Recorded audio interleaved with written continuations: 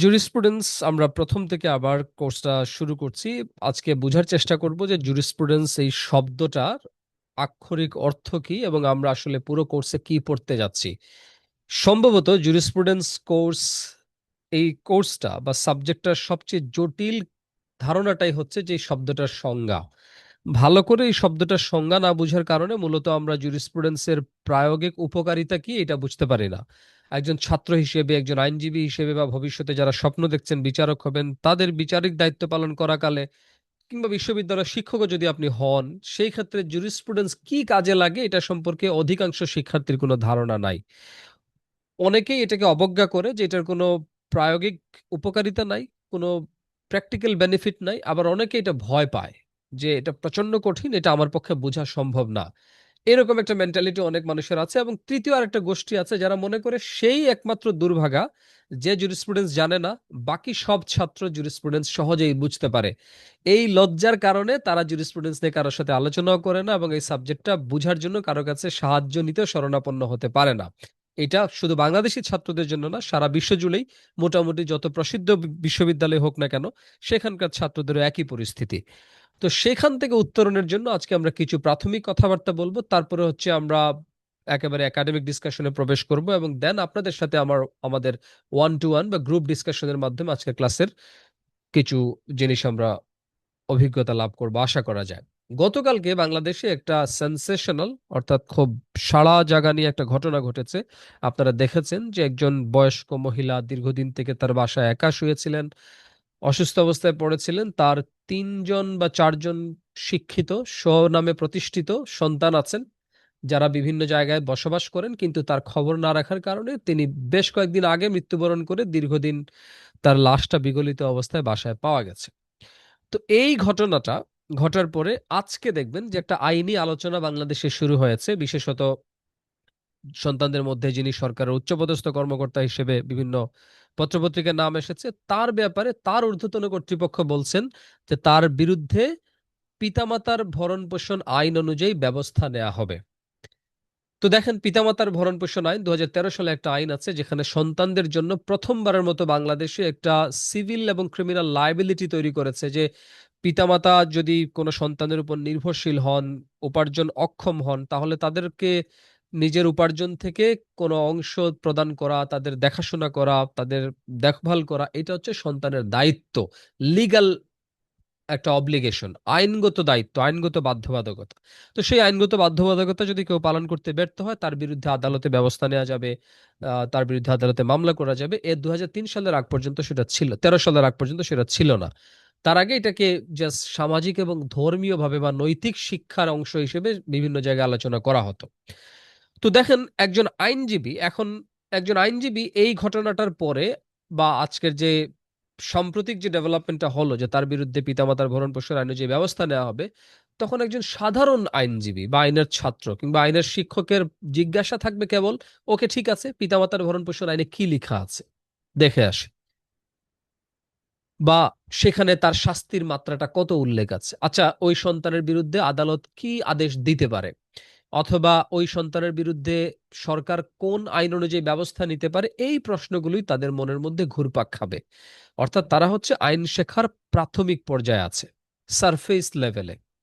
But যিনি আইন শিখেন through the lens of jurisprudence, জুরিসপ্রুডেন্সের দৃষ্টিতে, যার চোখে কেবল আইনের একটা বই থাকে না বরং জুরিসপ্রুডেন্সের বই থাকে, সে চিন্তা করবে যে এই সন্তানদের বিরুদ্ধে পিতামাতার ভরণ পোষণ আইন অনুযায়ী ব্যবস্থা গ্রহণ করার যে দাবি সরকার করছে সেটা যৌক্তিক কিনা। এইভাবে সন্তানদেরকে, পিতামাতাদেরকে ভরণ পোষণ দিতে, তাদের দেখাশোনা করতে বা দূর থেকে তাদের স্ব দায়িত্ব ব্যস্ততাকে পরিহার করে তাদের সেবা শুশ্রূষা করা, এটা কতটুকু বাস্তবসম্মত, এটা আদালতের পক্ষে বাস্তবায়ন করা সম্ভব কিনা, এবং এটা যদি করা হয় তাহলে পরবর্তীতে সমাজে কি কি প্রভাব আসতে পারে। কোনো পিতামাতা নিজেই যদি দেখা যায় আপনার নির্যাতনকারী হয়ে থাকে, কোনো পিতামাতা নিজেই যদি দেখা যায় দুষ্কৃতিকারী হয়ে থাকে, তাহলে সে সন্তানের উপর এই আইনটার কি কি অপব্যবহার করবে, এটার দ্বারা আদৌ সমাজে কোনো সুবিধা বা উপকারিতা অর্জন করা সম্ভব কিনা। এবং এটা একটা পারস্পরিক সম্পর্ক, সৌহার্দ্য, ভালোবাসা, প্রীতির ব্যাপার স্যাপার, সেখানে আইন, আদালত, পুলিশ এগুলোর হস্তক্ষেপ অনুপ্রবেশ ঘটানো, এটা পারিবারিক যে ব্যবস্থা আছে সমাজে দীর্ঘদিন থেকে, হাজার বছর থেকে প্রচলিত, এগুলোর উপর কোনো ক্ষতিকর প্রভাব ফেলবে কিনা, এই প্রশ্নগুলো তার মনে ঘুরপাক খাবে। এই দ্বিতীয় শ্রেণী যারা যারা এইভাবে চিন্তা করবে, আইনে কি লেখা আছে এইটা না জানার চেষ্টা করে, বা আইনে কি, আইন দ্বারা কি আদেশ দিতে পারে, কি শাস্তি হতে পারে, এইটার বাইরে যারা চলে যাবে, যে চিন্তাটা করবে, এটাকে বলা হয় জুরিসপ্রুডেন্সিয়াল থট, বা আইন বিজ্ঞানের চিন্তা। আইন এর মধ্যে সে আর সীমাবদ্ধ থাকছে না, সে বরং বাইরে চলে গেছে। সে তখন কি চিন্তা করবে, যে ধর্ম এটাকে কিভাবে দেখে। ইসলাম, হিন্দু, বৌদ্ধ, খ্রিস্টান ধর্ম কি চিলড্রেনকে ফোর্স করে কিনা তাদের বাবা মাকে সেবা শুশ্রূষা করার, উপার্জন শেয়ার করার, বা সমাজ বিজ্ঞান এটাকে কিভাবে দেখে, নৃতত্ব এটাকে কিভাবে দেখে, ইকোনমিক্স এটাকে কিভাবে দেখে, যে সন্তান তার নিজেই, তার নিজের সন্তানাদি তার স্ত্রী স্বামীর ভরণ পোষণ দিতে ব্যর্থ হচ্ছে, তার উপর আবার পিতামাতার বোঝা চাপিয়ে দেওয়া হচ্ছে কিনা, এইটা অর্থনৈতিক কি কি এফেক্ট ফেলবে, দীর্ঘমেয়াদে রাষ্ট্রের প্রোডাকশন বা ইকোনমিক গ্রোথ বা ডেভেলপমেন্ট এটা কি ক্ষতি নিয়ে আসবে, এই অ্যাঙ্গেলে সে চিন্তা করবে। সো এইখান দিয়ে আপনারা যদি বুঝতে পারেন যে আমরা কি আলোচনা করতে যাচ্ছি, তাহলেই আমরা মূলত এই কোর্সের প্রাথমিক একটা ইঙ্গিত কেবলমাত্র এই এতটুকু আলোচনা থেকে আমরা এখন পর্যন্ত পেয়েছি। আমরা এই ব্যক্তিগত বা আমাদের পারিপার্শ্বিক ঘটনার বাইরে চলুন একটু ভিতরে যাই, না হলে মনে হতে পারে যে আমরা খুব গাঁজাখড়ি গল্প দিয়ে ক্লাসটা শেষ করব। জুরিসপ্রুডেন্স শব্দটার আমরা প্রথমে জানার চেষ্টা করব এটিমোলজি এন্ড লিঙ্গুইস্টিক অরিজিনটা কি। এটাকে এটিমোলজি শব্দটার সাথে অনেকের পরিচয় না থাকতে পারে। এটিমোলজি হচ্ছে বাংলা একটা শব্দ শুনেছেন অনেকেই, যে ব্যুৎপত্তিগত অর্থ, অর্থাৎ কোন একটা শব্দ বা ধারণার ঐতিহাসিক কোন প্রেক্ষাপট থেকে, বা এটার উৎপত্তির ইতিহাসটা কি, অর্থাৎ একটা শব্দ বা ধারণার উৎপত্তিগত ইতিহাস দিয়ে যে ওই শব্দটা সম্পর্কে যে অর্থ প্রকাশ পায়, এটাকে বলা হয় এটিমোলজি। লিঙ্গুইস্টিক অর্থাৎ ভাষাগতভাবে জুরিসপ্রুডেন্স শব্দটা বলতে কি বোঝায়, আমরা তো দেখবো যে আইনের ছাত্রদের জন্য জুরিসপ্রুডেন্সের অর্থ কি, জুরিসপ্রুডেন্স দ্বারা আমরা কি বুঝি, বাট এই এক্সাক্ট ওয়ার্ডটা, অর্থাৎ জুরিসপ্রুডেন্স, এই ওয়ার্ডটার ঐতিহাসিক অর্থটা কি ছিল, বা এটার ভাষাগত অরিজিন বা আদি উৎসটা কি আসলে। দেখেন, মূলত এটা একটা ল্যাটিন শব্দ, ল্যাটিন রুটস। আপনারা জানেন যে এই মুহূর্তে সারা বিশ্বে সবচেয়ে পারভেসিভ ল্যাঙ্গুয়েজ হচ্ছে ইংরেজি, অর্থাৎ সারা বিশ্বকে প্রভাবিত করে ইংরেজি। বাট ইংরেজি আসলে, ইংরেজির আগে পৃথিবীতে সবচেয়ে সমাদৃত আধিপত্য সৃষ্টিকারী যে ভাষাটা ছিল সেটা হচ্ছে ফ্রেঞ্চ। ফ্রেঞ্চ থেকে কিছুটা বিবর্তিত হয়ে ইংলিশ অনেক আধুনিক হয়েছে, এবং ফ্রেঞ্চ ভাষার আরো পূর্বে ছিল হচ্ছে আপনার ল্যাটিন। সো ভাষাগুলোর একটা সময় ছিল হিব্রু, তারপর হচ্ছে মুসলিম ওয়ার্ল্ড যখন ছিল তখন হচ্ছে অ্যারাবিক, এরকম ভাষা এক একটা ল্যাঙ্গুয়েজ এক একটা ওয়ার্ল্ডকে ডমিনেট করে এক একটা সময়। সো ল্যাটিন ভাষা শব্দটা জুরিসপ্রুডেন্স সেখান থেকেই হয়েছে, এবং ওই ল্যাটিন কেবলমাত্র তারা ভাষাগত দিক থেকে সারা পৃথিবীকে নেতৃত্ব দিয়েছে এরকম না, বরং তারা জ্ঞানের অনেকগুলো শাখায় তারা ছিল একেবারে শুরুর দিককার কারিগর। তো সেইখান থেকেই তারা এই সমস্ত জিনিস চিন্তা ভাবনা করেছে, এই কারণে তাদের সংস্কৃতি থেকে আমরা শব্দগুলো পেয়েছি। তো তারা জুরিসপ্রুডেন্স শব্দটার দুটো অর্থ, মূলত এখানে একটা ফিউশন ওয়ার্ড, দুইটা শব্দ মিলে একটা শব্দটা যুক্ত হয়েছে। এটা মোটামুটি আপনারা যারা ইউনিভার্সিটিতে ল পড়েছেন বা জুরিসপ্রুডেন্স বইটা হাতে নিয়েছেন সবাই দেখেছেন এই জিনিসটা। জুরিসপ্রুডেন্স হচ্ছে জুরিস আর প্রুডেন্সিয়া, দুইটা শব্দের সমন্বিত একটা নতুন শব্দ। যে জুরিস মানে বুঝায় যে অফ ল বা রিলেটিং টু ল, মানে আইন সম্বন্ধীয় কোনো কিছু, আইন সম্পৃক্ত কোনো কিছু, আইনের সাথে রিলেটেড এরকম যে কোনো কিছুকেই বলা হবে জুরিস, বলা হতো ল্যাটিনিতে। আর প্রুডেন্সিয়া, দেখেন এখন এই শব্দটার কাছাকাছি ইংরেজি একটা শব্দ আছে প্রুডেন্স। আমরা বলি যে লোকটা খুব প্রুডেন্ট, যে সে খুব বিচক্ষণ, বুদ্ধিমান, প্রজ্ঞামন বান, অর্থাৎ যে একটু গভীরে গিয়ে চিন্তা করতে পারে, যার একটু দূরদর্শিতা আছে, যার হচ্ছে সূক্ষ্ম বিশ্লেষণধর্মী অনুভূতি আছে, তাকে আমরা কি বলি, প্রুডেন্ট পার্সন বলি, তাই না? সো প্রুডেন্সিয়া, ওই ল্যাটিন প্রুডেন্সিয়া শব্দটার অর্থ ছিল তখন নলেজ, জ্ঞান, স্কিল, যে কোনো দক্ষতা, উইজডম, প্রজ্ঞা বা ফোরসাইট, অর্থাৎ যে অনেক আগে থেকেই দেখতে পারে, আগে থেকেই আঁচ করতে পারে, অনুমান করে সিদ্ধান্ত নিতে পারে, বিচক্ষণতা, জ্ঞান, দক্ষতা, প্রজ্ঞা, দূরদর্শিতা, এই জিনিসগুলো বলতে প্রুডেন্সিয়া বোঝায়।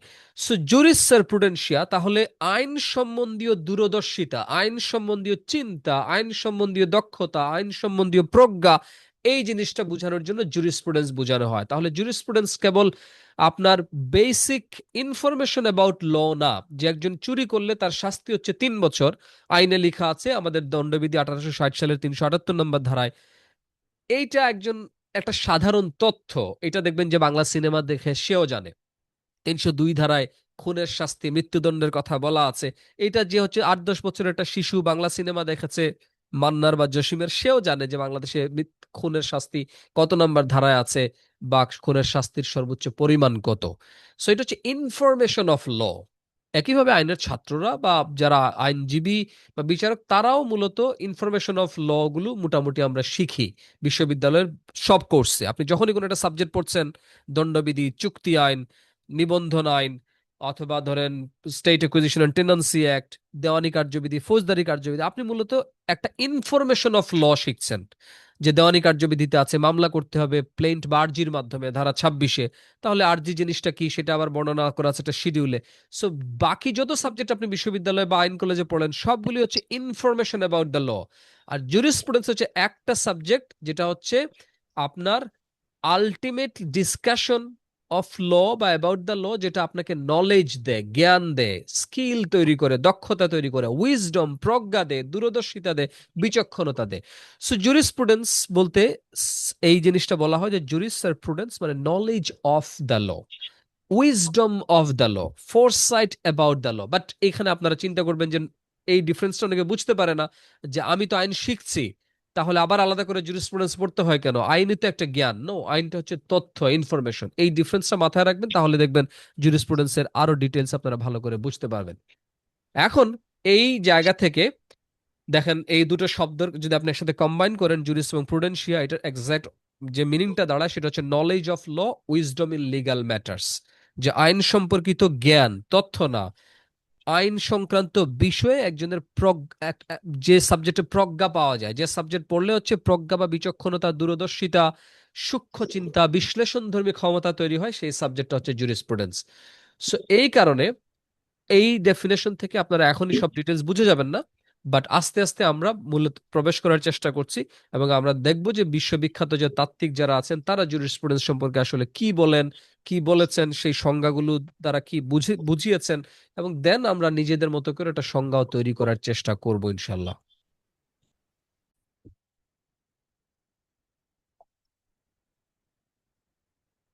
তো দেখেন, আমি আগেই বলেছি যে ল্যাটিন ভাষায় জুরিস মানে হচ্ছে আইন সম্বন্ধীয় যে কোনো কিছু, আইন সম্পৃক্ত যে কোনো কিছু, প্রুডেন্সিয়া মানে হচ্ছে জ্ঞান বা বিচক্ষণতা। দুটোর সংযুক্ত অর্থ দাঁড়ায় যে আইনের জ্ঞান বা আইনি বিজ্ঞান। এখানে জ্ঞানের সাথে তথ্য বা ইনফরমেশনের একটা ডিফারেন্স আছে। এই বিষয়টা মাথায় রাখলে আপনি ভালো করে জিনিসটা আঁচ করতে পারবেন। তো চলুন দেখা যাক যে লিডিং জুরিস্ট যারা, অর্থাৎ আবারও চলে আসছে জুরিসপ্রুডেন্স, জুরিস্ট। তো জুরিস্ট হচ্ছে those persons who are expert in jurisprudence, যারা হচ্ছে জুরিসপ্রুডেন্স এই শাখাটাতে তারা অনেক বেশি প্রসিদ্ধি অর্জন করেছেন, তাদেরকে বলা হয় জুরিস্ট। সো আইন শেখার প্রথম পর্যায়ে আমরা আইনের ছাত্র থাকি, তারপরে কেউ কেউ আইনের শিক্ষক হন, কেউ হচ্ছে আইনজীবী হন, কেউ বিচারক হন, বাট তাদের সবার গুরু হচ্ছেন তারা যারা হচ্ছেন জুরিস্ট। অর্থাৎ যিনি বিচারক যখন কোন একটা সমস্যার সমাধানের জন্য একজন ব্যক্তির শরণাপন্ন হন, তার জ্ঞানের উপর তিনি নির্ভর করেন, সেই ব্যক্তি হচ্ছেন জুরিস্ট। বিশ্ববিদ্যালয়ে কোনো একজন শিক্ষক ছাত্রদের কোনো একটা প্রশ্নের উত্তর দেওয়ার জন্য যাকে পড়েন, যার কাছ থেকে তথ্য নেন, তিনি হচ্ছেন জুরিস্ট। সো লিডিং জুরিস্টের মধ্য থেকে কয়েকজন বিখ্যাত জুরিস্ট আছে, যদিও জুরিস্ট শব্দটা অনেক ন্যারো অর্থ বোঝায়। অনেক ফিলসফার, অনেক সোশ্যোলজিস্ট, অনেক ইকোনমিস্ট, অনেক রিলিজিয়াস থিঙ্কার, সবাইকে আপনি বিভিন্ন অ্যাঙ্গেলে চিন্তা করলে দেখবেন তারাও জুরিস্ট, কারণ তারাও আইনের শাখায় কোনো না কোনো কন্ট্রিবিউশন করেন। বাট আমাদের একাডেমিক পার্সপেক্টিভ থেকে জুরিস্ট বলতে বোঝায় যারা হচ্ছে প্রফেশনালি লিগ্যাল ডেভেলপমেন্টের জন্য তাদের চিন্তা ভাবনা, তাদের সময়, তাদের পেশা, এগুলো তৈরি করেছেন। So John Austin, one of the prominent legal jurist, specifically modern সোসাইটিতে আপনারা সবাই তার নাম শুনেছেন। তিনি কি বলেছেন? তিনি বলছেন যে Austin jurisprudence is the formal science of positive law, অর্থাৎ খুব সংক্ষেপে বললে বলা যায় যে ফিলসফি অফ পজিটিভ ল। তো তিনি বলছেন যে philosophy of positive law, positive law বলতে এখানে অনেকে ধরে নেয় যে ইতিবাচক আইন, অর্থাৎ যে আইনটা ভালো, যে আইনটা খারাপ না, না এইটা না। পজিটিভ শব্দটা এখানে ব্যবহৃত হয়েছে পজিটেড শব্দটার একটা সিনোনিমাস হিসেবে। পজিটেড মানে something is positioned from somewhere else. যখন অন্য কেউ কোনো একটা কিছু কোনো জায়গায় প্লেস করে তখন এটাকে বলা হয় আপনার পজিটিভ। আমরা বলি না, যেমন ধরেন টেক ইউর পজিশন, তার মানে তুমি জায়গাটাতে একটা অবস্থান গ্রহণ করো। সো কোনো একটা কিছু যখন উপর থেকে, অর্থাৎ কোনো একটা উইথ ফোর্স বা অন্য কারো কোনো স্যাংশন নিয়ে যখন কোনো কিছুকে প্লেস করা হয় সেটাকে সাধারণত ইংরেজিতে পজিটিভ বলা হয়। ওইটা বুঝাতে তিনি বলছেন পজিটিভ ল। তো অস্টিন কি বলছেন যে জুরিসপ্রুডেন্স হচ্ছে ফিলসফি অফ পজিটিভ ল। অর্থাৎ পজিটিভ ল বলতে যে আইনটা আরোপ করা হয়, যে আইনটা আরেকজনের উপর ইম্পোজ করা হয়, ওই আইনের ফিলসফি, দর্শনটা ওই। তখন প্রশ্ন আসে যে ফিলসফি শব্দটার মানে আসলে কি, তাই না? সো ফিলসফি দর্শনের ওটা আবার আরেকটা সংজ্ঞার দিকে চলে যাবে, বাট আমরা আমাদের ক্লাসের বোঝার জন্য একটু আলোচনা করি যে ফিলসফারদের কাজটা কি। যে তারা আসলে একটা জিনিসের সারফেস বা আপনার আউটওয়ার্ড যে অ্যাপিয়ারেন্সটা আছে, দৃশ্যত বাইরে থেকে দেখে যা মনে হয় ওইটার ভিতরে প্রবেশ করার চেষ্টা করে। আপনি ধরেন এক গ্লাস পানি দেখে মনে করছেন যে ঠিক আছে এটা পানি, এটা খেলে আপনার ক্ষুধা বা তৃষ্ণা নিবারণ হয়। বাট যিনি একটু সায়েন্টিফিক অ্যাটিটিউড আছে সে বোঝার চেষ্টা করে যে এটা ফরমেশনটা কিভাবে হয়, পানির অরিজিন বা সোর্সটা কি, এটার ফরমেশনটা কি কিভাবে হয়, ট্রান্সফরমেশনটা কেন হয়, কখনো আইস, কখনো হচ্ছে ভ্যাপর, কখনো আবার ধরেন একটা লিকুইড, এরকম কেন হয়। সো ফিলসফি হচ্ছে একটা ইনকুইজিটোরিয়াল স্টাডি, যে যখনই আপনি কোনো একটা দৃশ্যমান কোনো কিছুর ভিতরে অনুসন্ধান করার উদ্দেশ্যে আপনি এটা নিয়ে চিন্তা ভাবনা শুরু করেন, আলাপ আলোচনা, বক্তব্য, পড়াশোনা, সেটাই হচ্ছে ফিলসফি, দর্শন যেটাকে আমরা বলে থাকি। সো অস্টিনের বক্তব্য হচ্ছে যে পজিটিভ লর ফিলসফিটা হচ্ছে জুরিসপ্রুডেন্স। মূলত তিনি জুরিসপ্রুডেন্সের সংজ্ঞা দেন নাই, তিনি বরং জুরিসপ্রুডেন্সের পেরিফেরিটা ঠিক করার চেষ্টা করেছেন যে জুরিসপ্রুডেন্সের কাজ কি আসলে। তো তিনি তার বক্তব্য হচ্ছে আইন আসলে একটা সোসাইটিতে পলিটিক্যাল একটা সুপিরিয়র কর্তৃক ইনফেরিয়রদের উপরে যে সমস্ত নিয়মগুলো চাপানো হয় এবং এই নিয়মগুলোর সাথে একটা স্যাংশন থাকে, মানে সেই নিয়মটাকে যদি ভায়োলেট করে তাহলে তার একটা পানিশমেন্ট তার উপর কি করা হবে, ইনফ্লিক্ট করা হবে বা পানিশমেন্ট তাকে ভোগ করতে হবে। এইটাকে বলা হয়, আমরা পজিটিভ লোনের ডিটেইলস আলোচনা করব অস্টিনের এই থিওরিটা, বাট আপাতত বোঝার জন্য বলছি যে অস্টিনের বক্তব্য হচ্ছে এই যে ল অ্যাজ ইট ইজ, যে সমাজে আইন যেভাবে আছে, যেটা রাজনৈতিকভাবে একটা উচ্চতর ক্ষমতা সম্পন্ন গোষ্ঠী, ব্যক্তি বা দল, ডেমোক্রেসি হলে আপনার দল, গোষ্ঠী অলিগার্কি হলে গোষ্ঠী, রাজা হলে রাজতন্ত্র হলে রাজা, এরকম একটা রাজনৈতিকভাবে একটা উচ্চতর ক্ষমতা সম্পন্ন ব্যক্তির যে আদেশগুলো, নিয়মগুলো, নির্দেশগুলো ওই সমাজে বাকি সবাই মেনে চলে, কারণ না মানলে তাকে একটা শাস্তির ভিতর দিয়ে যেতে হবে। এই সংক্রান্ত ব্যাপারে যে সাবজেক্টটা ডিসকাশন করে ওইটাই হচ্ছে জুরিসপ্রুডেন্স। যে কে আইনটা দিচ্ছে, কারা আইনটা মানছে, কেন মানছে, এবং এই ব্যক্তি যিনি আইনটা তৈরি করছেন বা আইন ডিক্লেয়ার করছেন বা একটা ল পজিট করছেন, তার এই ক্ষমতাটা তিনি কিভাবে পেলেন, এই সংক্রান্ত, অর্থাৎ এজ ইট অ্যানালিটিক্যাল ভিউটা হচ্ছে তার জুরিসপ্রুডেন্সের ডেফিনেশন। যে আইনের যে স্বরূপটা আছে, যে বর্তমান কাঠামোটা আমরা দেখতে পাই, এই কাঠামোটা নিয়ে যারা বিশ্লেষণ করে, যে সাবজেক্টটা বিশ্লেষণ করে চিন্তা ভাবনা করে, এটাই হচ্ছে জুরিসপ্রুডেন্স। তো এইটাকে বলা হয় অস্টিনের আপনার পজিটিভ ল বা ভিউজ অফ পজিটিভ জুরিসপ্রুডেন্স। তো আমরা এখান থেকে খুব বেশি জুরিসপ্রুডেন্সের ধারণা সম্পর্কে খুব বেশি ওয়াকিবহাল হতে পারি না, বিকজ তিনি আসলে জুরিসপ্রুডেন্সের সংজ্ঞা দেননি, বরং জুরিসপ্রুডেন্সের আলোচনার বিষয় কি সেটা নিয়ে আলাপ করেছেন। এর বিপরীতে সেলমন্ড তিনি বলছেন যে jurisprudence is science of the first principles of the civil law. এখানে সিভিল শব্দটা আবার অনেকে মিসলিডিং অর্থে বুঝে থাকে। এখানে সিভিল বলতে কেউ দেওয়ানি, সিভিল বলতে সভ্য, এটা না, বরং সিভিল ল মানে একটা law which is prevalent in a state or land. একটা নির্দিষ্ট ভূখণ্ডে বা একটা রাষ্ট্রে যে আইনগুলো হচ্ছে প্রচলিত আছে সেই সবগুলোকে একসাথে বোঝানোর জন্য বলা হয় সিভিল ল। সো স্যালমন বলছেন যে jurisprudence science of the first principles. নতুন একটা শব্দ অনেকের কাছে প্রথমবারের মতো মনে হতে পারে, ফার্স্ট প্রিন্সিপালস, যে আদি মূলনীতি, প্রথম নীতি, এটার কথাটার মানেটা কি? ফার্স্ট প্রিন্সিপালস এই শব্দটা কেবল আইনের ছাত্রদের জন্যই না বা জুরিসপ্রুডেন্সে ব্যবহৃত শব্দ না, এটা পৃথিবীর অনেক শাখায়, অনেক জ্ঞানের শাখায় এই শব্দটা আছে। এইটা যদি ভালো করে বুঝে থাকেন তাহলে জুরিসপ্রুডেন্স আপনি অর্ধেক বুঝে যাবেন। সালমান বলছেন যে জুরিসপ্রুডেন্স হচ্ছে first principles of the civil ল।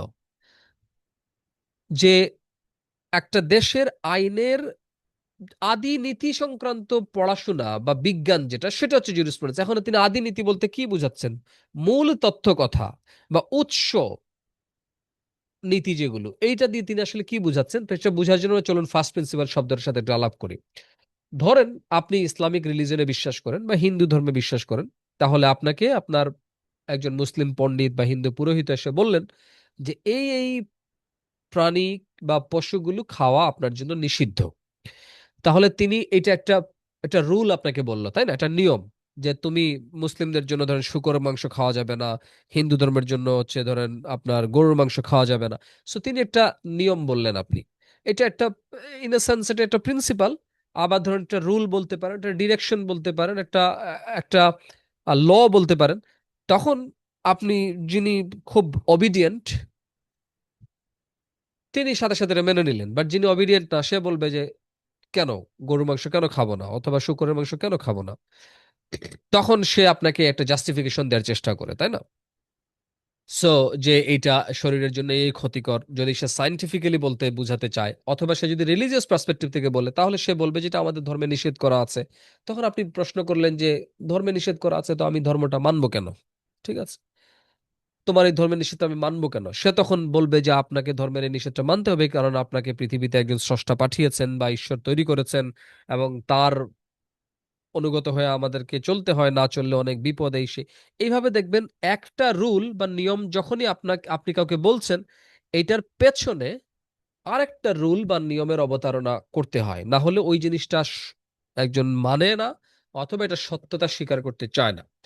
এইভাবে আপনি পৃথিবীর যে কোনো নিয়মের পেছনে ছুটতে গেলে দেখা যায় এমন একটা সিচুয়েশনে আমরা পৌঁছাই, যেখানে যাওয়ার পরে ওই নিয়মটাকে আর সমর্থন করার মতো কোনো অতিরিক্ত নিয়ম আমরা খুঁজে পাই না।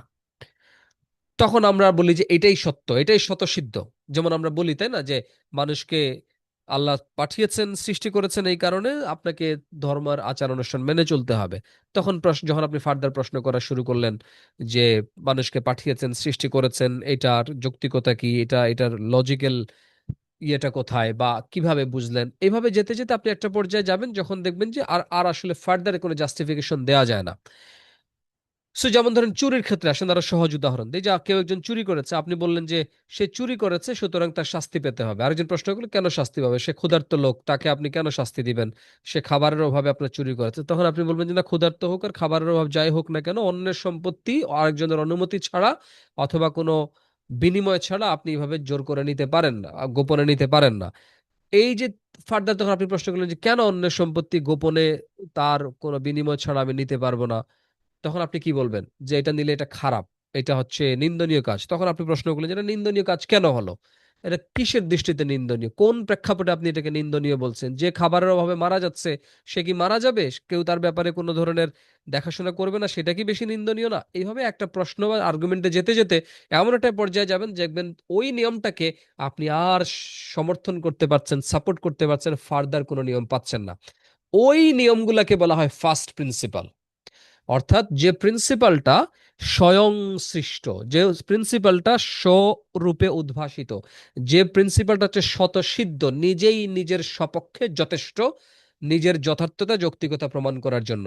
আইনের ক্ষেত্রেও দেখবেন, আপনি আমি আইনের ছাত্র হিসেবে যা পড়ছি, সবগুলো হচ্ছে ভাষা ভাষা বাহ্যিক, একেবারে বহির্দুয়ারের বাইরের একটা বিধান, ভিতরে এটার অন্য কিছু আছে। খুন করলে শাস্তি হচ্ছে মৃত্যুদণ্ড, এটা একটা নিয়ম, বাট কেন শাস্তি মৃত্যুদণ্ড? তখন আপনি এটার ফার্দার একটা নিয়ম পেলেন যে এইভাবে না হলে সমাজে অসংখ্য খুন খারাপি হতে থাকবে, সমাজে কোনো নিরাপত্তা থাকবে না। তাহলে খুন খারাপি হলে সমস্যা কি, যে যার শক্তি আর থাকবে সে বেশি আরেকজনকে খুন করবে, যে টিকে থাকতে পারবে সে থাকবে, যে থাকতে পারবে না সে মারা যাবে। তখন একটা নিয়ম হলো যে না, এইভাবে মাইট ইজ রাইট, এটাকে কি করা যায় না, সমর্থন করা যায় না। কেন? বিকজ আমাদের সুনীতিবোধ, আমাদের সুচিন্তা এটাকে সমর্থন করে না। তাহলে একজন আবার বলবে যে না, খুন করে আমি টিকে থাকবো, এটাই ক্ষমতা, এটাই পাওয়ার।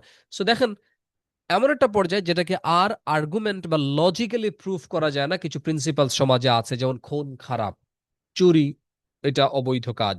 এইরকম জিনিসগুলো আসলে অন্য কোনো কারণে সমর্থনযোগ্য না, এটা নিজেই ফার্স্ট প্রিন্সিপালস, ইনটুইটিভ নলেজ আমরা বলে থাকি এটাকে। সো স্যালমন বলছেন যে জুরিসপ্রুডেন্স হচ্ছে আইন যেটা কাঠামো বাইরে আমরা দেখতে পাই, লিগাল সিস্টেম যেটা বা সিভিল ল যেটা, ওইটার ফার্স্ট প্রিন্সিপালস বা আদি উৎস নিয়ে যে সাবজেক্টটা বৈজ্ঞানিকভাবে ডিসকাস করে, অ্যানালিসিস করে, ডিসেক্ট করে, ব্যবচ্ছেদ করে, তদন্ত বা ইনভেস্টিগেশন করে, সেই সাবজেক্টটা হচ্ছে জুরিসপ্রুডেন্স। তিনি জুরিসপ্রুডেন্সের আবার আপনার দুটো জিনিস বলছেন, আমরা ওদিকে না যাই, যে স্পেসিফিক জুরিসপ্রুডেন্স আর পার্টিকুলার যে ওগুলো আলোচনা দরকার নেই, আমরা জুরিসপ্রুডেন্স শব্দটা বোঝার চেষ্টা করছি। চমৎকার একটা সংজ্ঞা উলপিয়ান, ইনিও একজন বিখ্যাত জুরিস্ট। তিনি বলছেন যে জুরিসপ্রুডেন্স হচ্ছে the observation of things human and divine, the knowledge of the just and unjust. তিনি আবার একটা অন্য জায়গায় চলে গেছেন। তিনি বলছেন যে observation of things human and divine, মানুষ এবং ডিভাইন ঐশ্বরিক, অর্থাৎ মানুষের কল্পনা, জ্ঞান, মানুষের দৃষ্টি সীমার বাইরে যে জিনিসগুলো ঘটে থাকে বলে আলাদা একটা জগৎ আমরা চিন্তা করি বা অনুমান করি, যে সেই জগৎটা সম্পর্কে ভাবনা চিন্তা, অবজারভেশন, পর্যালোচনা, পর্যবেক্ষণ যে সাবজেক্টটাতে করা হয়। এবং এটার আরেকটা জিনিস বলছেন, the knowledge of just and unjust, যে জ্ঞানটা কোনটা নৈতিক, জাস্ট কোনটা সঠিক, কোনটা আনজাস্ট, কোনটা অনৈতিক, কোনটা ন্যায় বিচার সম্মত, কোনটা ন্যায় বিচার বহির্ভূত, এই যে বিষয়গুলো যে সাবজেক্টে আলোচনা করা হয়, এটাই হচ্ছে জুরিসপ্রুডেন্স। ওই যে ক্লাসের শুরুতে বলেছিলাম যে একজন ল স্টুডেন্ট বা লয়ার বা জাজ দেখবে পিতামাতার ভরণ পোষণ আইনে ওই পিতামাতার ভরণ পোষণ দিতে ব্যর্থ হওয়ার কারণে একজন সন্তানের শাস্তির পরিমাণ কত, বাট একজন জুরিস্ট চিন্তা করে যে পিতামাতার ভরণ পোষণ না দেওয়ার জন্য সন্তানদেরকে আইন দ্বারা বাধ্য করা এটা ন্যায়সঙ্গত কিনা, জাস্ট কিনা, নাকি এটা আনজাস্ট। সো এই দেখেন উলপিয়ান বলছেন যে জুরিসপ্রুডেন্স হচ্ছে the observation of things human and divine, মানবীয় এবং ঐশ্বরিক সবকিছু পর্যবেক্ষণ বা পর্যালোচনা যে সাবজেক্টে করা হয়, এবং যে জ্ঞানটা কোন বিষয়টা নৈতিকভাবে সমর্থনযোগ্য, কোন বিষয়টা নৈতিকভাবে অসমর্থনযোগ্য, এই জিনিসটা নিয়ে তাত্ত্বিক আলোচনা করে যে সাবজেক্ট, চিন্তা ভাবনা করে যে সাবজেক্ট, সেটাই হচ্ছে জুরিসপ্রুডেন্স। এবং এইভাবে চিন্তা করলে জুরিসপ্রুডেন্সের মধ্যে ধর্ম, রিলিজিয়ন, এথিক্স, ন্যায়তত্ত্ব, ফিলসফি, দর্শন সবকিছু চলে আসে, সবকিছু। এই কারণে আমরা বলে থাকি যে কেউ যদি ভালো আইনজীবী হতে চায়, ভালো বিচারক হতে চায়, ভালো বিশ্ববিদ্যালয়ের শিক্ষক হতে চায়, কেবল black letter of the text of the law মধ্যে সীমাবদ্ধ থাকলে চলবে না। তাকে ধর্ম জানতে হবে, তাকে রাজনীতি বুঝতে হবে, তাকে দর্শন জানতে হবে, তাকে হচ্ছে আপনার এথিক্স, নৃতত্ত্ব, তারপর হচ্ছে নন্দন তত্ত্ব, ইকোনমিক্স, পলিটিক্যাল সায়েন্স, এমনকি কিছু কিছু ক্ষেত্রে মডার্ন সায়েন্সের অন্য যে ব্রাঞ্চগুলো আছে, ফিজিক্স বলেন, কেমিস্ট্রি বলেন, বায়োলজি বলেন, সেইগুলো বুঝতে হবে। বলতে পারেন যে বায়োলজি কেন বুঝতে হবে? যেমন ধরেন বাংলাদেশে এখন একটা একটা ডিবেট আছে যে থার্ড জেন্ডার রিকগনিশন, তাই না, যে তৃতীয় লিঙ্গের সাংবিধানিক স্বীকৃতি কিনা, ওই প্রশ্নটাতে আপনি যখন সমাধান করতে যাবেন, আলোচনা করতে যাবেন, কিংবা আপনি যদি ওখানে কোনো মতামত দিতে চান, তখন দেখবেন আপনার পক্ষে বিপক্ষে নানাজন নানা দিক থেকে আপনাকে আর্গুমেন্ট মেক করছে। কেউ বায়োলজি নিয়ে আসে, কেউ রিলিজিয়ন নিয়ে আসে, জীববিজ্ঞান, জীবতত্ত্ব, শরীরতত্ত্ব, নানা রকম আলোচনা নিয়ে এসে কেউ এটার পক্ষে বলবে তাদেরকে তৃতীয় লিঙ্গ হিসেবে স্বীকৃতি দেওয়া উচিত, কেউ বলবে উচিত না। তো এই যে আপনি একটা আইন তৈরি করতে গেলেও আপনাকে দেখা যায় যে এমন কিছু জ্ঞানের শাখায় প্রবেশ করতে হয় যেগুলো দ্বারা আপনি ওই আইনের সমর্থনে কিছু কথা বলতে পারেন, অথবা ওই আইনটা যে সমাজের জন্য উপকারী না খারাপ, সেই মর্মে আপনি যুক্তি তৈরি করতে পারেন। সো জুরিস্টরা হচ্ছে ওই ব্যক্তি যারা আসলে beyond the text of the law, knowledge about the just and unjust law যারা চিন্তা করেন, তারাই হচ্ছেন জুরিস্ট। আর ওই জুরিস্টরা যে শাখা বা যে সাবজেক্টটা নিয়ে পড়াশোনা করেন, সেটা হচ্ছে মূলত জুরিসপ্রুডেন্স। এই কারণে উলপিয়ান বলছেন the observation of things human and divine, the knowledge of the just and unjust.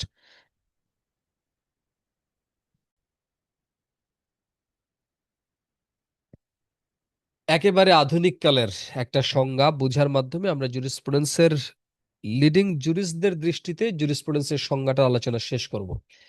এইটা কেমব্রিজ বিশ্ববিদ্যালয় এবং ইংল্যান্ডের একটা ইউনিভার্সিটি হচ্ছে হল ইউনিভার্সিটির দুজন প্রফেসর, এই যে ডিয়াস এন্ড হিউগস, এই দুজনের একটা বইতে সম্ভবত এই ডেফিনেশনটা ইউজ করা হয়েছে। তারা বলছেন দেখেন যে any thought or writing about law other than a technical exposition of a branch of law itself. The jurisprudence হচ্ছে any thought or writing about law, যে আইন সংক্রান্ত যে কোনো চিন্তা ভাবনা, যে কোনো লেখা, other than a technical exposition of a branch of law itself, আইনের কোনো একটা প্রায়োগিক শাখার বিষয় ছাড়া অন্য যে কোনো বিষয়ে আপনি যদি আইন নিয়ে কোনো চিন্তা করেন বা আইন নিয়ে কিছুটা লিখেন বলেন, সেটাই জুরিসপ্রুডেন্স। এখন তাহলে প্রশ্ন আসে যে আইনের প্রায়োগিক শাখা, technical exposition of a branch of a law, আইনের কোন একটা শাখার প্রায়োগিক জ্ঞান আহরণ বাদে অন্য যে কোনো জিনিস, ওই যে আমি বললাম আইনের প্রায়োগিক জ্ঞানটা কি, যেমন চুরির শাস্তি কত, বাংলাদেশে কেউ কারোর সাথে চুক্তি করলে কোন চুক্তিগুলো আদালতে বলবৎযোগ্য, অথবা কেউ কারোর সাথে চুক্তি করে চুক্তি ভঙ্গ করলে, অর্থাৎ চুক্তি অনুযায়ী তার দায়িত্ব পালন করতে যদি বা প্রতিশ্রুতি পালন করতে ব্যর্থ হয়, তাহলে অপরপক্ষের কি কি অধিকার আছে, ক্ষতিপূরণটা বা তার বিরুদ্ধে কি কি মামলা করতে পারে, অথবা বাংলাদেশের জমি বিক্রয়ের ক্ষেত্রে লিগ্যাল নিয়মগুলো কি, বিক্রয়ের ক্ষেত্রে দলিল কখন করতে হয়, কখন দলিল ছাড়াও জমি ট্রান্সফার করা যায়, এই জিনিসগুলোকে বলে technical exposition of a different branch. যেমন একটা হচ্ছে আপনার ব্রাঞ্চ প্রপার্টি ল, একটা হচ্ছে ধরেন কমার্শিয়াল ল, যে দুটো ব্যক্তি বিজনেস করলো, বিজনেস করতে গিয়ে তারা বিজনেসের মধ্যে কোনো ট্রানজাকশন বা ডিলিংসে তাদের মধ্যে মতানৈক্য তৈরি হলো, তখন আপনি কোথায় গিয়ে রেমিডি পাবেন, এটা হচ্ছে commercial lawyer matters. Check related একটা ধরেন কোন একটা মামলা, কেউ আপনাকে চেক দিয়েছে, একটা ডিসঅনার হয়েছে, বাউন্স হয়েছে, আপনি তার বিরুদ্ধে কি প্রতিকার পাবেন, এটা মার্কেন্টাইল লয়ার একটা ম্যাটার। একইভাবে ধরেন বিমান পরিচালনা সংক্রান্ত, বিদেশের কোনো কোম্পানি বাংলাদেশে বিমান পরিচালনা করেছে, তারপরে এখান থেকে সে কোনো সরকারের কাছ থেকে সুবিধা পাচ্ছে না, তখন সে কোথায় গিয়ে কি কি ব্যবস্থা নেবে, এটা হচ্ছে এভিয়েশন ল। সমুদ্রে জাহাজ চলাচল সংক্রান্ত আইনের ক্ষেত্রে কোন একটা চার্টার পার্টি, আপনি কোন একটা জাহাজ কোম্পানিকে টাকা দিয়েছেন, পণ্য দিয়েছেন, আপনার পণ্যটা সিঙ্গাপুরে নিয়ে যাওয়া, সে মাঝপথে জাহাজটা ডুবিয়ে দিয়েছে ইচ্ছে করে, আপনি তার বিরুদ্ধে কি ক্ষতিপূরণ পাবেন, এটা অ্যাডমিরাল্টি ল। এগুলো এক একটা ব্রাঞ্চ অফ দ্য ল। এখন ওই ব্রাঞ্চ অফ দ্য ল এর টেকনিক্যাল এক্সপোজিশন মানে ওই আপনার চার্টার পার্টি, আপনার একটা ক্লায়েন্ট এসে বললো যে আমার জাহাজ ডুবে গেছে, ইন্স্যুরেন্সের কাছ থেকে আমি কত টাকা ক্ষতিপূরণ পাবো, সো ইন্স্যুরেন্স বা মেরিন ইন্স্যুরেন্স পলিসি সংক্রান্ত আইনটা আপনি তখন শেখার চেষ্টা করলেন। এইটা হচ্ছে technical exposition of a branch of a law. আর ডিএসআর হিউক্স বলছেন এইভাবে technical exposition of a branch of a law বাদ দিয়ে অন্য যে কোনো চিন্তা বা লেখা বা আলোচনা যদি আপনি আইন সংক্রান্ত করে থাকেন, সেই সবগুলি হচ্ছে জুরিসপ্রুডেন্স। যেমন আপনার ধরেন বাংলাদেশে এই মুহূর্তে কেউ একজন এসে বলল যে বাংলাদেশে এই যে বিভিন্ন ব্যক্তিদেরকে কারাদণ্ড প্রদান করা হয়, ঠিক আছে, তো এই কারাদণ্ড প্রদান করার পরে কারাগারে বসবাসকারী কয়েদি বা আসামিদের পরিবারের উপর এই কারাদণ্ডগুলোর কি প্রভাব পড়ে, তাদের অর্থনৈতিক দুর্দশার জন্য কারাদণ্ডের যে পরিমাণ বাংলাদেশে আছে বা মাত্রা আছে সেটা কতটুকু দোষী, বাংলাদেশে কারাদণ্ডের পরিমাণটাকে একটু বেশি কিনা, অথবা কেউ একজন এসে বলল যে বাংলাদেশে মাদকের ক্ষেত্রে দেখা যায় যে অধিকাংশ মানুষ খালাস পেয়ে যায়, তাহলে এই খালাসের পেছনে কারণটা কি, অথবা মাদক সেবীদেরকে এরকম যে খুব তুচ্ছ অপরাধী মনে করে আদালত যে খালাস দিয়ে দেওয়ার যে প্রবণতা, এটার সমাজে ক্ষতিকর প্রভাবটা কি, অথবা মাদক সেবীদেরকে এরকম হার্শার পানিশমেন্ট দেওয়ার পেছনে যে কিছু কিছু কোর্টের সেন্টিমেন্ট, এটা কতটুকু জাস্টিফাইড। কারণ যেখানে সমাজে আরো অনেক বড় বড় অফেন্ডার আছে যারা হচ্ছে বাংলাদেশের সমস্ত ন্যাচারাল রিসোর্স গুলো এক্সপ্লয়েট করে ফেলে, ব্যাংক লুট করে ফেলে, তাদেরকে তারা দেখা যায় দিব্যি ঘুরে বেড়াচ্ছে, সামান্য কেউ ইয়াবা সেবন করেছে, গাঁজা সেবন করেছে, তাকে আপনি 2 বছর 3 বছরের কারাদণ্ড দিয়ে দিচ্ছেন, কখনো কখনো মৃত্যুদণ্ড হেরোইনের জন্য, এটা কতটুকু যৌক্তিক। এই দৃষ্টিকোণ থেকে যারা যখনই কোনো একটা থট বা রাইটিং, লেখা অথবা চিন্তা অথবা কোন একটা অপিনিয়ন, কোন একটা ডিসকাশন, কোন একটা অ্যাসারশন, কোন একটা স্টেটমেন্ট, যে সাবজেক্টেই পাবেন যেখানেই পাবেন, এই সবকিছু জুরিসপ্রুডেন্সের অন্তর্ভুক্ত। এই সেন্সে অর্থাৎ ডিওএস এবং হিউক্সের দৃষ্টিতে জুরিসপ্রুডেন্স আসলে আপনার একটা এমন একটা ফিল্ড যেখানে সোশ্যাল সায়েন্স, সমাজবিজ্ঞান, ফিলসফি, হিস্ট্রি, তারপর হচ্ছে আপনার রিলিজিয়ন, এথিক্স, ইকোনমিক্স, দুনিয়ার যত সাবজেক্ট আছে সবকিছু জুরিসপ্রুডেন্সের ভিতরে চলে আসে। সো ডিএস এবং হিক্স আসলে বলতে চাচ্ছেন যে জুরিসপ্রুডেন্স হচ্ছে any kind of study about human society, মানব সমাজ সম্পর্কে যে কোনো পর্যালোচনা, যে কোনো পর্যবেক্ষণ, যে কোনো অভিজ্ঞতা সঞ্চার করার জন্য যখনই আপনি চেষ্টা করবেন, যেটার পারপাসটা মেইনলি সাধারণত থাকে সোশ্যাল অর্ডার, সামাজিক সুশৃঙ্খলা বা সমাজে হচ্ছে শান্তি শৃঙ্খলা বজায় রাখা, তখনই সাথে সাথে এটা একটা জুরিসপ্রুডেন্সের ম্যাটার হয়ে যায় বা ম্যাটার অফ জুরিসপ্রুডেন্স হয়ে যায়। সো সেই দৃষ্টিকোণ থেকে আরেকজন বিখ্যাত ব্যক্তি আছে রস্কো পাউন্ড। যদি আমাদের দেশে জুরিসপ্রুডেন্সের বইগুলোতে ওনার সম্পর্কে খুব বেশি আলোচনা থাকে না, বাট মডার্ন জুরিস্টদের মধ্যে তিনি খুবই প্রসিদ্ধ। তিনি বলছেন, দেখেন, নতুন একটা ডাইমেনশন দিয়েছেন যে আপনি এরকম হিউম্যান ডিভাইন জাস্ট আনজাস্ট নিয়ে যা ইচ্ছা তা বলে থাকেন না কেন, দিনের শেষে সবকিছু কিন্তু কি না আমরা আইন হিসেবে স্বীকার করি না, তাই না? যেমন 2013 সালের আগ পর্যন্ত পিতামাতার ভরণ পোষণ যারা দিত না তাদেরকে সামাজিকভাবে গর্হিত বা নিন্দনীয় কাজ হিসেবে দেখা হতো। বাট 2013 সালে এসে সরকার এটাকে প্রথমবারের মতো বললো যে আদালত এখন এটার জন্য শাস্তি দিতে পারবে, বা আদালতে গিয়ে আপনি পিতামাতা তার সন্তানের কাছ থেকে ভরণ পোষণ পাওয়ার জন্য মামলা করতে পারবে। এর আগ পর্যন্ত এই বিষয়টা আমাদের কল্পনাতে ছিল না। আরো আগে ধরেন স্বামী স্ত্রীর মধ্যে দাম্পত্য সম্পর্কে কেউ যদি না থাকতে চায় তাহলে বের হয়ে চলে যাওয়া, এটা ছিল স্বাধীনতা। পুরুষের ক্ষেত্রে ছিল মূলত এটা অবাধ স্বাধীনতা, নারীদের ক্ষেত্রে ধর্মীয় কিছু কিছু জায়গায় দিত। কিন্তু আমরা ফ্যামিলি কোর্ট অর্ডিন্যান্সের মাধ্যমে প্রথমবারের মতো দেখলাম যে রেস্টিটিউশন অফ কনজুগাল রাইটস বা দাম্পত্য অধিকার পুনরুদ্ধারের মামলা করার একটা বিধান নিয়ে আসা হয়েছে। যে স্বামী কিংবা স্ত্রী যদি দেখা যায় যে সংসার করতে না চায় অথবা সংসারের সঠিক দায়িত্ব পালন করতে না চায়, তখন অপরপক্ষকে আদালতে তার বিরুদ্ধে মামলা করতে পারবে। ফ্যামিলি কোড অর্ডিন্যান্স 1985 এর সেকশন 5 এ ছিল, রিসেন্টলি ফ্যামিলি কোড অ্যাক্ট হয়েছে, সেখানেও আছে। সো এইভাবে সমাজে আপনি অনেক কিছু নিয়ে আলোচনা থাকে, অনেক কিছু নিয়ে কথাবার্তা থাকে, বাট জুরিসপ্রুডেন্স হচ্ছে ওই সাবজেক্ট যে সাবজেক্টটা the science of those principles, কেবল ওই নীতিগুলো নিয়ে যে সাবজেক্টে বৈজ্ঞানিকভাবে আলোচনা বা বিশ্লেষণ পড়াশোনা করা হয়। The principles which are recognized or enforced by public and regular tribunals in the administration of justice, যে প্রিন্সিপালস বা নীতিগুলা recognised and enforced by public, লোক জনগোষ্ঠী বা আপনার জনসংখ্যা বা ওই একটা নির্দিষ্ট ভূখণ্ডের জনগণ এটাকে রেকগনাইজ করে, স্বীকার করে এন্ড এনফোর্স, এবং এই প্রিন্সিপালটা বা নীতিটা বা নিয়মটাকে এনফোর্স করে মানে বলবৎ করে রেগুলার ট্রাইব্যুনাল অর্থাৎ আদালতের মাধ্যমে অথবা অন্য যে কোনো একটা সিস্টেমের মাধ্যমে। আপনি বলতে পারেন মিথ্যে বলা মহাপাপ, কিন্তু এটা কোনো এইটা যে এই যে সাবজেক্টে এখন আলোচনা করবে এটা হচ্ছে ফিলসফি। ফিলসফি বলে যে কেন মিথ্যে বলা মহাপাপ, অথবা মিথ্যে বলাটা কখন লজিক্যাল কখন ইলজিক্যাল, কখন মিথ্যে বললে সেটা এক্সকিউজেবল বা জাস্টিফাইয়েবল, এটা সংক্রান্ত ওই অ্যারিস্টটল থেকে শুরু করে সক্রেটিস থেকে শুরু করে আপনার 3000 4000 বছর, খ্রিস্টপূর্ব 3000 বছর থেকে এটা আলোচনা আছে। বাট জুরিসপ্রুডেন্সের সাথে ফিলোসফির এই জায়গাটা ডিফারেন্স আছে। জুরিসপ্রুডেন্স বলে যে those principles which are administered by tribunals and recognised by public, ওই যে সাবজেক্টটা ওই সমস্ত প্রিন্সিপালগুলো স্টাডি করে। যেমন এখন এসে আমরা বলছি যে পিতামাতার ভরণ পোষণ এটা না দিলে আপনাকে শাস্তি পেতে হবে, কারণ পিতামাতার ভরণ পোষণ না দিলে শাস্তি পাওয়ার এই নিয়মটা, এটা এখন অবাধে মোটা দাগে বাংলাদেশের সব মানুষই এটাকে মেনে নিয়েছে বলে আমরা অনুমান করছি। সবাই মানে কিনা আমরা জানি না, কারণ এরকম কোনো সার্ভে আসলে হয় নাই। বাট এটা রেকগনাইজ বাই ট্রাইব্যুনাল, এটা ট্রাইব্যুনাল এটাকে রিকগনাইজ করে কেন? কারণ সরকার আইন করে দিয়েছে। সো আমরা আমাদের দেশে সরকার যে কোনো আইন করলে সেটা ট্রাইব্যুনাল বা আদালতগুলো সেটাকে কি করে এনফোর্স করে। এনফোর্স করা মানে আপনার যেটার কনসিকোয়েন্স আছে।